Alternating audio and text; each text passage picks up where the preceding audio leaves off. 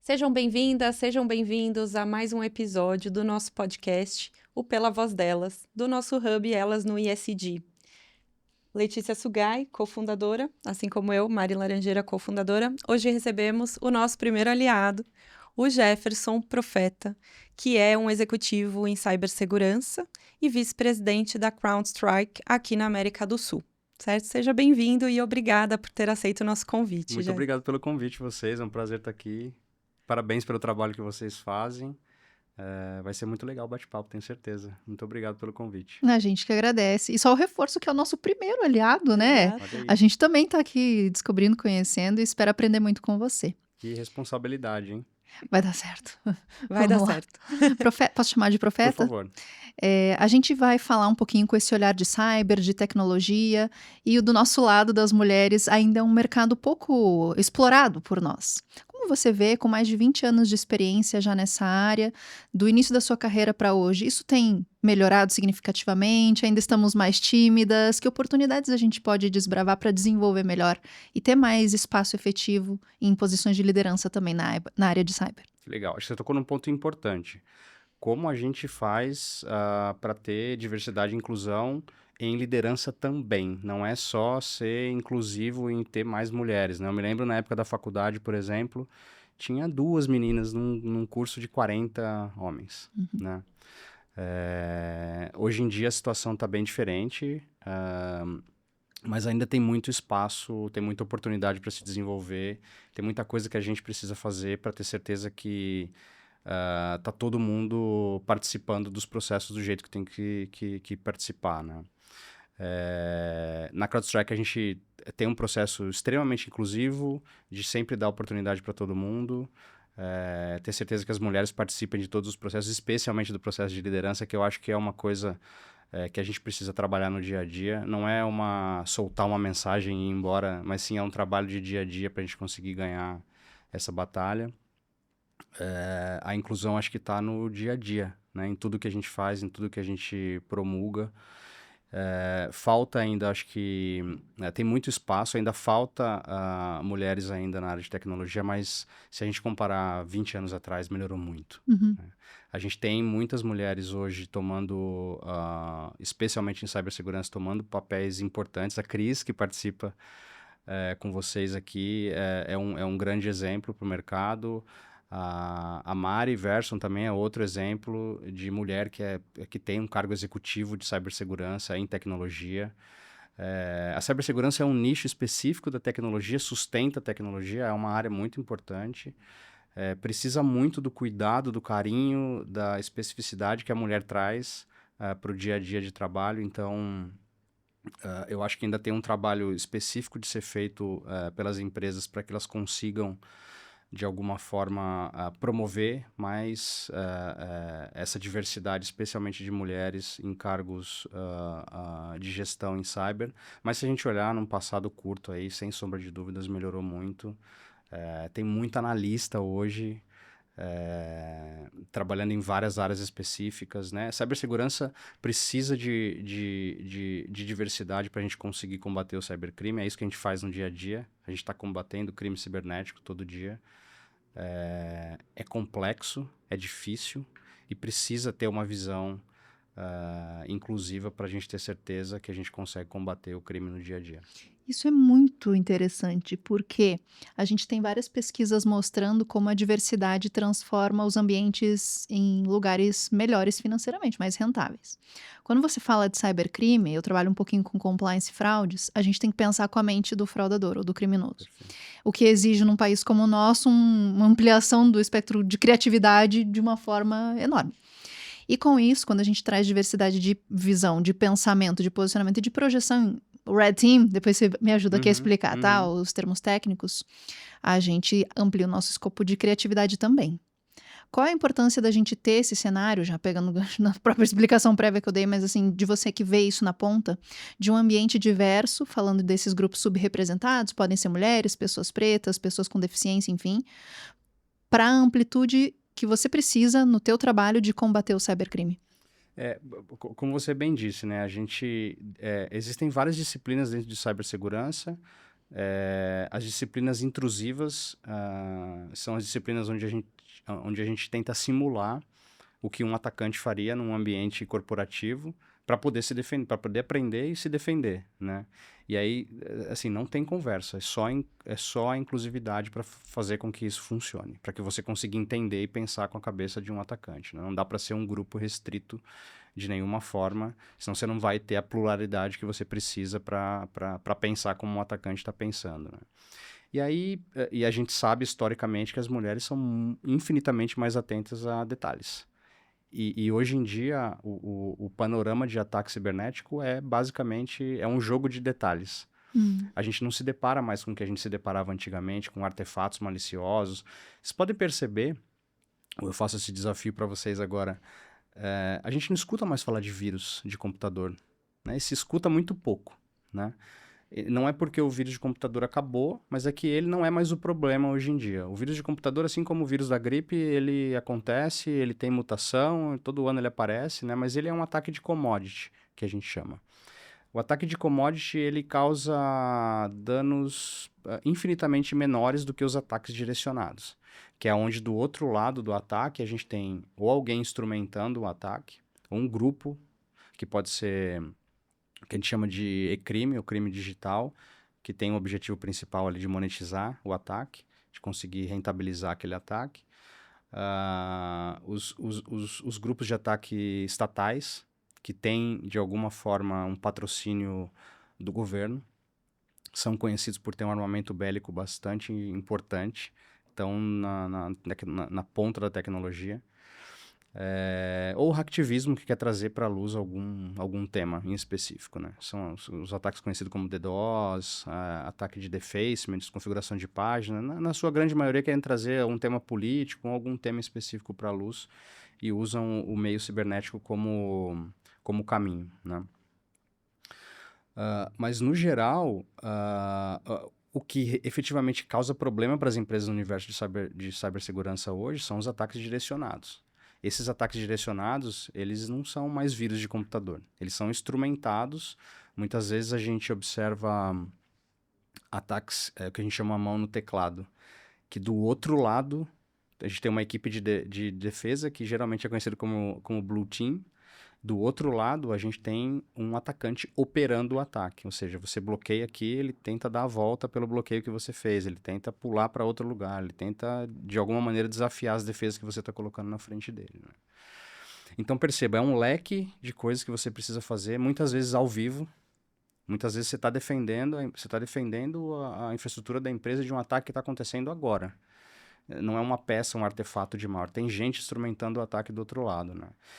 E aí, nesse caso, é um jogo de detalhes. E aí faz toda a diferença ter analistas mulheres trabalhando e olhando, porque a gente salta de detectar um simples vírus de computador para detectar alguém com uma credencial, com um usuário e senha válido, usando uma ferramenta válida, para poder perpetuar o ataque. Então, ele passa de ser um jogo a detecção de um simples vírus para a detecção de algo que a gente está usando no dia a dia, que as empresas usam para fazer suporte nos computadores, credenciais válidas, muitas vezes máquinas válidas, computadores válidos, que estão dentro da infraestrutura da empresa, e se proteger desse ambiente precisa de muito detalhe, e aí o jogo começa a ficar diferente do que a gente estava acostumado a fazer há 20 anos atrás. Uhum.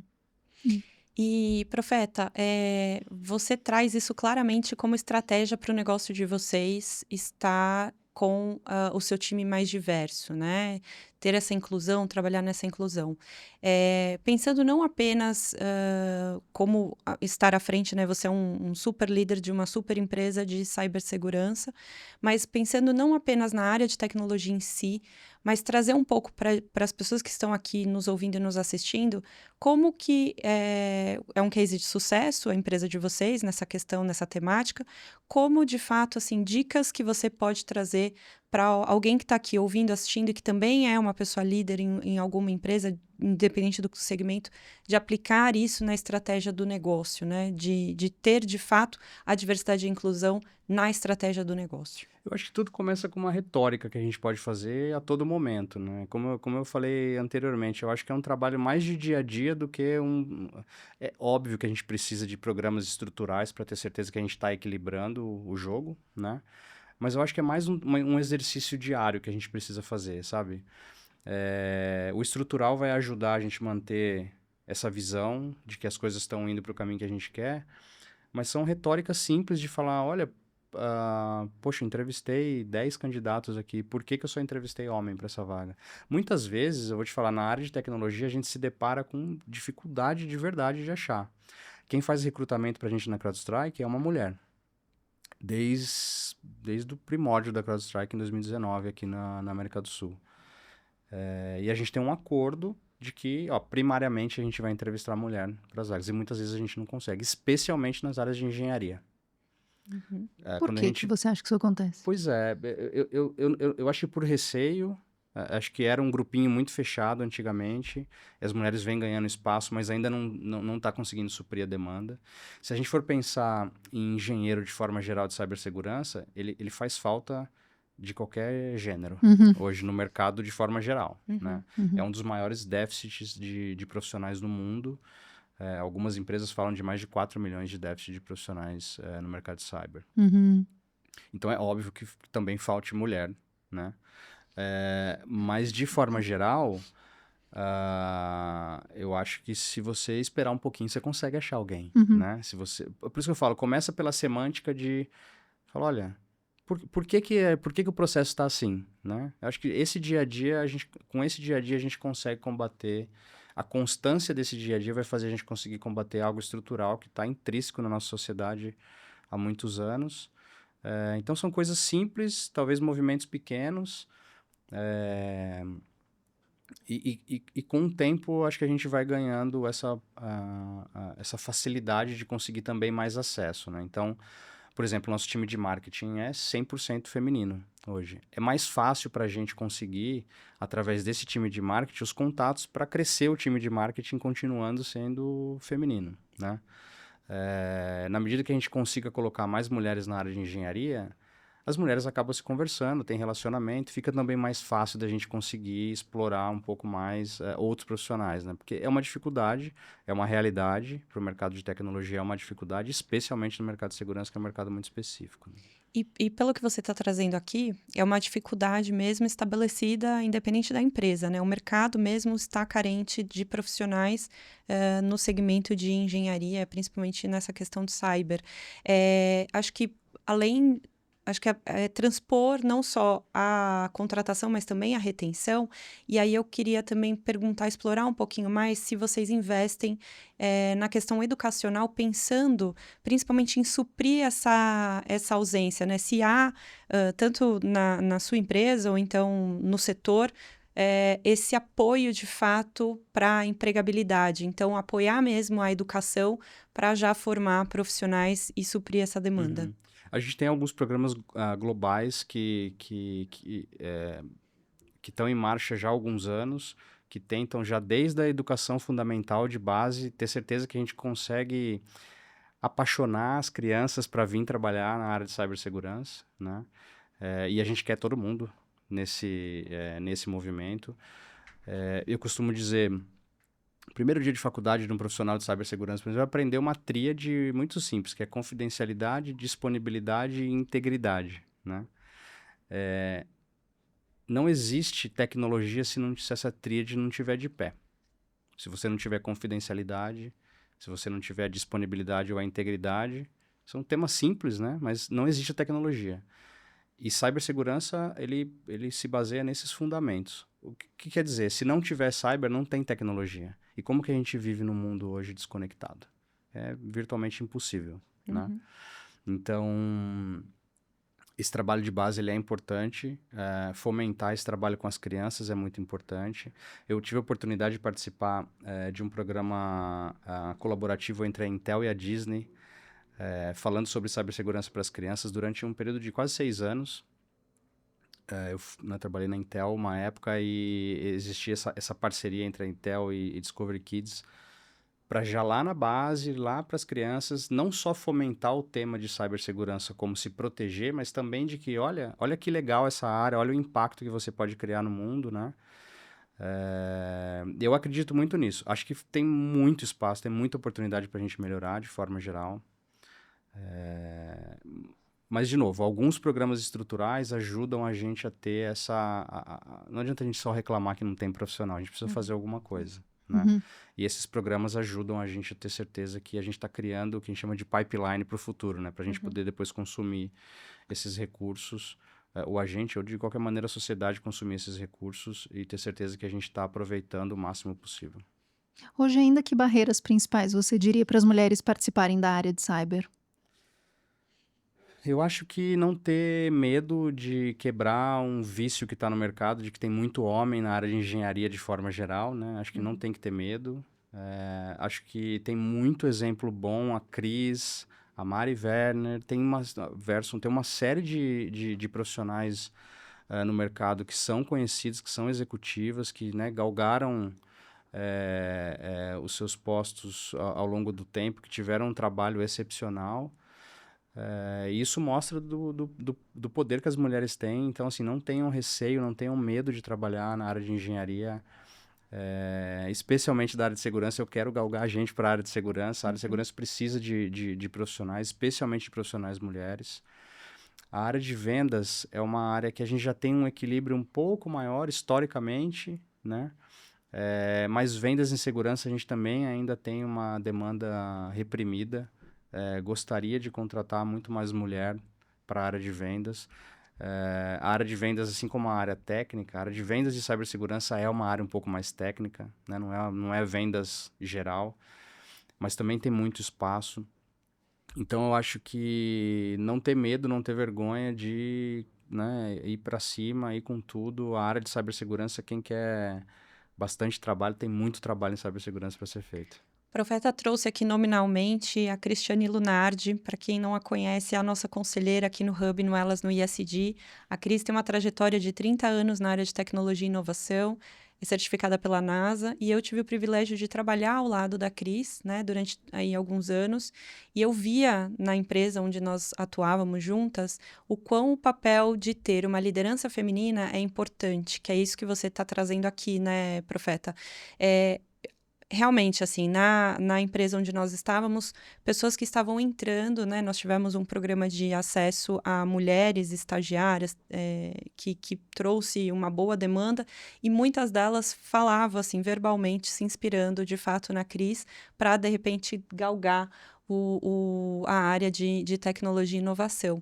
Então, isso que você está trazendo é, de fato, assim, primordial para você ter esse exemplo, né? E aí, falando um pouco disso, você já trouxe que dentro da empresa de vocês já tem um time completo aí de marketing feminino, e vocês também têm em outras áreas, vocês também têm posições de liderança feminina ocupando dentro da empresa de vocês. Correto, ali em alianças, em vendas, Uhum. em canais, suporte, a gente tem, enfim, de novo, né, essa capacidade de gerar Pluralidade. pluralidade, acho que transforma a empresa de forma Sim. geral, né?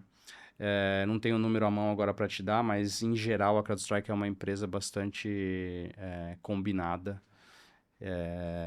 Tanto dispersa geograficamente como profissionais de vários lugares. A gente tem a vantagem de ser uma força de trabalho, diria que na casa de 97, 98% remoto. Isso também ajuda a gente ter profissionais com deficiência, né, que podem trabalhar de casa, que não precisam se locomover no dia a dia. Então, acaba sendo uma cultura que você, né, que fica intrínseca na empresa. E isso ajuda a gente a simplesmente tirar a barreira do meio do caminho, que eu acho que é o que a gente deveria ver no futuro, né? Uhum. Se existe alguma barreira mental ou que a sociedade criou e a gente muitas vezes não sabe nem o motivo por quê, né? Eu acho que a inclusividade, trazer todo mundo para dentro, ajuda com que a gente, num futuro muito próximo, não tenha mais essa barreira, e que as coisas sejam como elas deveriam sempre ter sido, né? Uhum. Você mencionou um pouco da atenção ao detalhe, enquanto uma característica do feminino que é valorizada e por isso a importância de estarem nesses times. Que outras você percebe que valem a pena ser ressaltadas e que justificam inclusive as posições de liderança que você mencionou ter na sua empresa hoje, para a gente buscar esse desenvolvimento ou que dão um match, elas combinam bem com a área de cyber, para a gente buscar também esse aprofundamento? Ó, se a gente olhar o histórico, de rotatividade, a gente tem um histórico de rotatividade feminino muito menor do que masculino, né? Isso também mostra o compromisso das mulheres não é só o trabalho, né? É o compromisso Vestir a com a camisa. missão, né? Com a missão de trabalhar em cibersegurança hoje, a gente vende muito isso na CrowdStrike, né? A gente não tem só um trabalho de dia, a gente tem uma missão de ajudar as empresas a combaterem o crime. O crime cibernético, ele assola muitas empresas hoje. Todo dia a gente vê alguma notícia de alguma empresa que teve problema, empresas que não conseguem operar, empresas de grande porte que às vezes estão dobradas de joelho, né? Então, ter gente comprometida também ajuda muito. E aí, assim, a gente tem uma infinidade de fatores onde a gente percebe o quanto as mulheres ajudam a gente a ser mais crítico. Vou dar um exemplo, investigação cibernética, que é um tema muito complexo, é uma disciplina, a gente chama de threat hunting. É uma disciplina bastante complexa, nova no mercado de cyber, aonde a criticidade com as coisas, desafiar o que está vendo na frente, de falar, olha, isso daqui parece que está certo, mas se você investigar um pouco mais, você vai ver que tem alguma coisa errada com esse alerta. Tem uma infinidade de disciplinas dentro, especificamente de threat hunting, onde a gente percebe que a mulher se dá muito melhor, né? A gente tem muita escritora de relatórios de inteligência, que também a gente percebe, é claro, né? Você percebe a qualidade, pode estar envolvido com um pouco de detalhe, mas a clareza com que os relatórios de inteligência, de ameaças, que são escritos pelas mulheres, eles se apresentam para o mercado. A gente tem essa dificuldade no mercado de tecnologia, especialmente em cyber, de fazer tradução para o negócio. É muito difícil você traduzir termo muito técnico, é muito fácil em cibersegurança você ser complexo, né? Uhum. Só que o CEO, o CFO, os executivos que estão tomando decisão no final do dia, eles não entendem, né? Eles precisam de uma tradução, né? A gente percebe que muitas vezes... E a Cris é um super exemplo, né? Eu tive a oportunidade de fazer um podcast com ela há pouco tempo atrás, e você vê a clareza, a transparência, a forma com que ela se comunica muito mais simples, né? E isso é um perfil feminino, né? Não é exclusivo feminino, mas a gente percebe esse perfil muito mais do lado feminino do que do masculino, né? É muito mais fácil a gente problematizar as coisas do que as mulheres, né? E aí, enfim, em todo o tema que tange investigação de crime cibernético, a gente percebe que as mulheres têm um benefício maior ali de duvidar, de investigar melhor, de buscar a resposta até o fim. Definitivamente tem uma série de benefícios quando a gente compara o trabalho dos dois. E de forma geral, a gente percebe, acho que a gente tem número suficiente hoje no mercado para ver, assim, as empresas que são lideradas por mulheres também têm uma propensão de estarem melhor, né?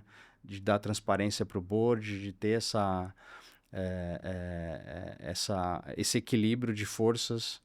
Então, historicamente, eu acho que a gente tem temos boas informações com as mulheres, e quanto mais gente a gente conseguir galgar para esse mercado, acho que melhor a gente vai estar posicionado no futuro. Profeta, falando um pouquinho das três letrinhas aqui do E, do S e do G, A gente falou bastante do social, que realmente é esse diferencial competitivo que vocês têm em relação a essa diversidade, não só de gênero, de raça, enfim, como você vem abordando aqui. Também falamos bastante da governança, porque de fato cibersegurança é compliance, né? Tem todo esse suporte do compliance, mas falando algo que não é muito trivial e que muitas vezes as pessoas não têm percepção, inclusive até no tratamento de dados do dia a dia. Falando do eixo E, o que você pode trazer para a gente um pouquinho sobre fazer essa conexão entre o eixo E e a cibersegurança?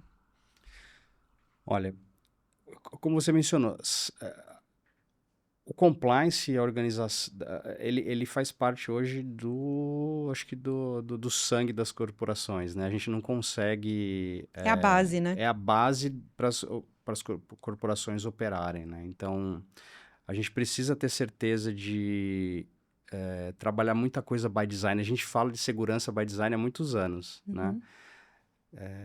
Será que a gente está vendo tudo by design hoje como deveria ser? Acho que ainda tem muita oportunidade de melhora também, né? Em qualquer que seja o eixo, eu acho que a gente tem muito histórico hoje, tem muitas escolas de negócio com muitas linhas de pensamento que corroboram com algumas coisas que as empresas não deveriam iniciar sem, né? Cibersegurança é uma delas, inclusão é uma delas. A gente sabe que, historicamente, as empresas que operam baixo essas condições têm uma visibilidade melhor no mercado, têm uma volatilidade menor. Então, eu acho que tem algumas coisas que a gente precisa começar a modelar. Mais uma vez, a gente fala muito de segurança by design há muito tempo, só que a gente continua vendo ataque atrás de ataque. Será que a gente está efetivamente concretizando isso, né? Então, em todos os eixos, no final, eu acho que... de novo, eu vou fazer a referência com cibersegurança. O que é mais barato? Você iniciar desde o começo a proposta do jeito que deveria ser, por isso de by design, começar com um desenho já no formato que você gostaria, ou você arrumar no meio do caminho. Historicamente, a gente sabe que arrumar no meio do caminho é muito mais caro do que você pontuar no começo, né? Então, eu acho que talvez esse seja o desafio para as empresas. Como que a gente remodela os processos para ter certeza que eles estão absorvendo tudo que a gente precisa? Tem uma série de coisas que a gente precisa fazer no final do dia, tanto para estar compliance, para estar competitivo no mercado internacional, mas a gente esperar que aconteça algum indicador, que algum indicador fale para a gente corrigir no meio do caminho, historicamente também se mostra muito mais caro do que a gente plantar ele desde o princípio. Você falou que a sua equipe está bem distribuída, né? Ela está bem distribuída e trabalhando remotamente. Na estratégia de vocês também identificam, por exemplo, a questão de uso de recursos naturais, questão de energia, e como que isso pode impactar no negócio e, em consequência, na questão da cibersegurança? A gente tem uma parceria muito grande com as empresas de nuvem. A CrowdStrike é uma empresa 100% cloud. Então, o desenho das nuvens, a gente vem remodelando o desenho das nuvens para elas serem mais eficientes. Existe uma frente dentro da CrowdStrike específica com inteligência artificial para ter certeza que a gente economize o máximo de recursos de processamento possível. A inteligência artificial ela vem meio em contra, porque de alguma maneira ela consome mais recurso, né? Agora, quando a gente combina o poder de descarte, por exemplo, de dados, que é um negócio que a gente faz no dia a dia, eu gosto de usar o exemplo, a referência de quando você assiste Fórmula 1, por exemplo, que o piloto está dirigindo o carro e aí na tela da TV está aparecendo ele virando o volante para a direita, para a esquerda, se ele está acelerando, freando, isso chama telemetria, né? A gente faz exatamente, a segurança que a gente provê é exatamente nesse modelo de telemetria. E outros fabricantes fazem alguns modelos parecidos e, enfim, se coleta muita informação para poder fazer cibersegurança. E aí hoje a gente está vivendo um universo onde se coleta muito e se usa pouco, né? Ou se coleta algo por anos para usar um dia algo muito pequeno, né? E aí a inteligência artificial vem nessa batalha A área de CIEM de próxima geração é uma disciplina que a gente toca na CrowdStrike. E a gente percebe que a área de inteligência artificial ela vem ajudando a gente a começar a reduzir, de falar, olha, se eu não estou aproveitando isso daqui, eu não preciso disso daqui. Se eu não estou coletando, se eu estou coletando isso daqui e não estou reaproveitando ao longo do tempo, eu não deveria estar fazendo. Então, eu acho que tem uma oportunidade grande para a IA poder ajudar a gente, apesar de novo, né? IA tem o seu gasto energético também, mas eu acho que se a gente combinar forças, a gente consegue, no final do dia, diminuir a pegada no ecossistema inteiro, né? E aí ela vai... o processamento da IA vai se pagar no curto prazo. Me corrija se eu estiver errada, mas esse discurso no eixo E é porque às vezes a gente tende a pensar, isso foi para a nuvem, mas a nuvem usa um espaço físico em algum lugar num servidor, né? Exatamente. E aí disso que você está falando, a inteligência artificial para conseguir ser melhorada e te dizer, ó, a gente coletou isso tudo, mas não precisa, ainda assim ela tem que ter a base. Exatamente. Você não vai ter como eliminar a coleta desses dados para otimizar com 1% do que você vai usar para ela te dar uma predição com base no histórico. E esse histórico é o que está ocupando um volume físico em metros cúbicos em algum lugar do mundo. Exatamente. E aqui é o eixo E do ambiental, porque às vezes talvez o pessoal não faça essa associação, né? De que vai para a nuvem, vai para algum lugar, ela não está mesmo na nuvem, né? Ela existe, né? Ela está Exato. fisicamente em algum lugar. Ela tem uma materialização. É. E aí o que você vem dizendo que eu entendi um dilema. A IA consome mais, mas ao mesmo tempo ela me dá um número importante para eu reduzir esse backlog de dados que eu não vou mais precisar utilizar para o futuro. Correto. Eu acho que a gente tem, na história mais recente de cyber, a gente não tem mais um problema de dado. A gente tem coletado muito dado, né? A gente tem um problema de reação em cyber hoje, de reacionar em cima desse dado. Muitas vezes quando a gente olha, desde o ponto de vista forense, o que aconteceu num incidente cibernético, por exemplo, alguma luz acendeu no caminho do atacante. Só que a empresa não conseguiu reagir porque não tinha profissional, porque é muito dado, porque tinha pouco profissional, ou porque era uma disciplina que não fazia parte do portfólio da empresa. E a IA vem tentando cobrir esses buracos, né? Então, assim, a gente tem muito dado, legal. Eu preciso de todo esse dado? Eu não consigo reduzir a coleta, né? Eu não posso diminuir a coleta. Ou então eu não posso esquecer esse dado mais rápido do que, né, guardar ele por 30 anos. Eu preciso dele armazenado, como você disse, preciso dele armazenado fisicamente em algum lugar. O quanto a IA pode ajudar a gente a diminuir essa volumetria de dados que a gente coleta hoje, que no final do dia é uma briga que a gente tem com o LGPD, né? A Lei Geral de Proteção de Dados veio para falar, olha, por favor, só colete o que você efetivamente precisa. Vocês acham que isso é uma verdade hoje? Se ela acontece de fato? Se isso acontece, claro que não. Não é basta uma ir num verdade, shopping. né? Exato. Toda hora, me dá seu CPF. E você tem que todo falar lugar, não. né? E as Pra pessoas... entrar, Não, tem e que as tirar a pessoas falam biometria. não. E aí, quando você fala não, as pessoas te olham Você que tá torto. errada. Eu que estou errada de falar, não quero te dar meu CPF, né? Nós somos as extraterrestres. Né? Você vai comprar uma banqueta aí, pede RG, CPF, Signo. Endereço, você fala, tudo. eu só quero comprar uma banqueta, por que você precisa de toda essa informação, né? Ainda mais com o uso de cartão de crédito, que é um pagamento imediato. Ou Pix, ainda mais. Ou seja, vai lá, pagou, Pois recebeu, acabou. E aí cria justamente o que o atacante quer, que é o que a gente chama de PII, que é a informação específica que consegue te identificar, Sim. né? Então, assim, existe uma coleta exacerbada, eu acredito, no mundo hoje de forma geral. Ela foi necessária em algum momento para a gente chegar nos modelos matemáticos que a gente tem hoje, mas eu acredito que existe uma tendência de que a IA agora fale, olha só, isso daqui não é mais necessário e isso vai, de alguma forma, diminuir tanto a coleta como o armazenamento, como a retenção de dados que no final do dia não tem necessidade.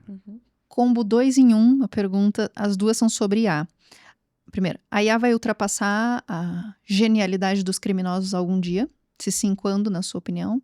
E outra pergunta completamente também de cunho pessoal e de opinião. A IA é boa para o eixo E, pelo que eu estou entendendo. Mas ela não conflita com o eixo S? É uma boa pergunta. Ela vem para otimizar muitas coisas e reduzir impactos ambientais, mas ela também... Qual vai ser o último emprego do mundo, né? Olha, vou te falar. É difícil falar de IA, porque sabe quando a gente entende o que é exponencial? Quando a gente começa a fazer conta exponencial.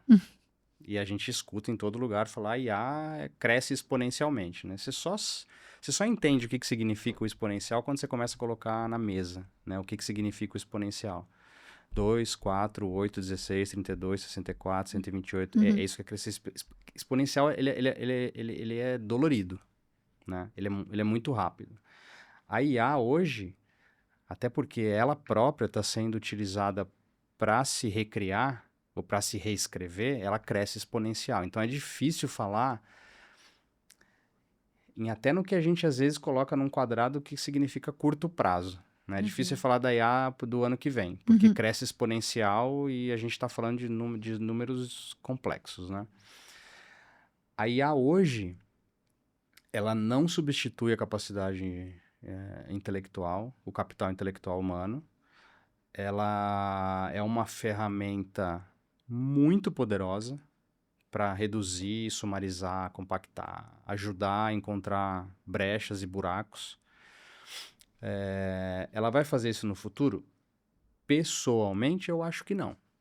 Eu acho que a gente vai ter uma tendência daqui em diante a começar a usar a ferramenta de IA para tornar a gente super-humanos, né? Para a gente poder pegar um texto gigantesco que a gente demoraria, né, dias para ler e ler ele em 10 minutos ou em 5 minutos com a IA. A gente vê muito isso em cyber, né? Tornar um analista... A gente tem o tema de tierização em analistas de SOC, por exemplo. O cara é Tier 1, Tier 2, Tier 3. O Tier geralmente está relacionado com a expertise que ele tem, o tempo que ele tem de trabalho naquele domínio, né? A IA hoje consegue meio que normalizar todo mundo, acaba com tierização, sabe? Você pega um cara que é júnior, uma pessoa que é júnior, que acabou de entrar naquele domínio específico, você consegue meio que normalizar ele fica muito parecido com uma pessoa que tem 10 anos de experiência. A IA tem esse poder de conseguir normalizar, porque a informação está fácil, está rápido de buscar, você interage com ela, etc. Né? E aí vem o outro tema que respondendo a tua pergunta. A gente escuta muitas empresas falando, não está na hora de mexer com IA, não quero ainda. Tal. Eu acho que aí tem um problema grave, porque os atacantes estão utilizando IA para também ganhar esse capital intelectual mais rápido, para também normalizar o atacante que era Tier 1, também virar um atacante de Tier 3. A gente... Através das pesquisas que a gente faz em cyber, uma das coisas que a gente faz é atribuição, que é criar como se fosse um perfil do atacante e a gente começa a monitorar ele ao longo do tempo e esse perfil ele vai se modelando do tipo, olha, esse atacante ele sabe atacar geralmente sistemas operacionais X e Y, ele sabe explorar vulnerabilidades A e B, o armamento bélico que ele usa para fazer os ataques contra as empresas é esse daqui. A gente percebe que esses perfis eles vêm mudando ao longo dos últimos meses, não vou nem falar de ano, ao longo dos últimos meses, onde esses perfis vêm expandindo. Um grupo de ataque que historicamente sempre atacou um sistema operacional, agora está atacando 2 ou 3. Por quê? Ele está usando IA para ganhar conhecimento. Né? Porque o problema sempre é demanda, né? Sempre é gente, capital intelectual, né? E a IA está cobrindo um pouco esse buraco, né? E aí vem o desafio para as empresas. Se você não usar IA, como que você vai se defender de um cara que está usando muito IA? Que ele já era bom, agora ele ficou muito melhor que você muito e você ficou bem para trás. Só tem um jeito de combater IA e você usar IA também.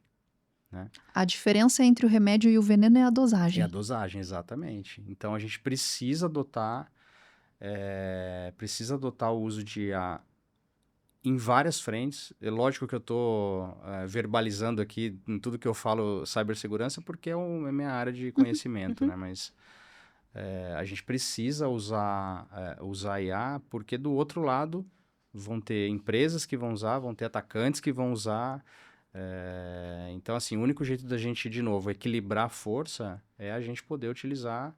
É a mesma coisa de um negócio que é digital versus um negócio que não é digitalizado. Não vou nem dizer digital, digitalizado, velho. Como que você compete num cenário internacional hoje se você não é uma empresa digitalizada, se você não tem processos automatizados? Como você compete no cenário internacional? Você está fora do cenário. Com o tema de IA, eu acho que vai ser muito parecido. Se você não tem a IA intrínseca no seu negócio, se você não está criando, de novo, por desenho, como que a IA pode te ajudar e ajudar as pessoas da empresa e dar esse poder para elas trabalharem, a gente vai chegar num universo onde daqui a pouco ninguém mais vai, né? Ou a gente vai sucumbir a IA tá escrevendo as coisas por si só, né? Então, eu acho que colocar ele desde o princípio agora e usar ele como uma ferramenta proveitosa, acho que a gente vai ter muito mais sucesso no futuro. Por falar em futuro, gostaria de te fazer uma pergunta. Daqui 20 anos, o que você falaria para o profeta que vai estar aqui daqui 20 anos? Daqui 20 Profetizando. anos. Profetizando. Olha, vou profetizar um exercício de futurologia. Exato. Não, aqui tem futurismo, tem inovação, Tem tudo. sabe? ESG. Tá bom, Polivalente. difícil pergunta, mas eu espero que daqui a 20 anos eu tenha feito tudo que eu deveria ter feito. Eu acho que essa é uma boa pergunta para eu ter feito. Você fez tudo que você deveria ter feito, né, da forma correta. A gente só percebe com o tempo quanto curta é a vida, né? A vida é um suspiro, né? E eu acho que viver uma vida onde você se arrepende das coisas que você não conquistou, não fez, não leu, não escreveu, não viveu, acho que é uma vida triste, né? Então eu espero que eu tenha feito tudo que eu deveria ter que fazer nos próximos 20 anos. Bacana, muito obrigada. Obrigada, profeta. Por favor, Obrigada. obrigado a vocês. A gente agradece também a você que acompanhou mais esse episódio. Obrigada. Esse foi o Pela Voz Delas, o nosso podcast do Hub Elas no SG. E nos vemos numa próxima. Até mais. Tchau, obrigada.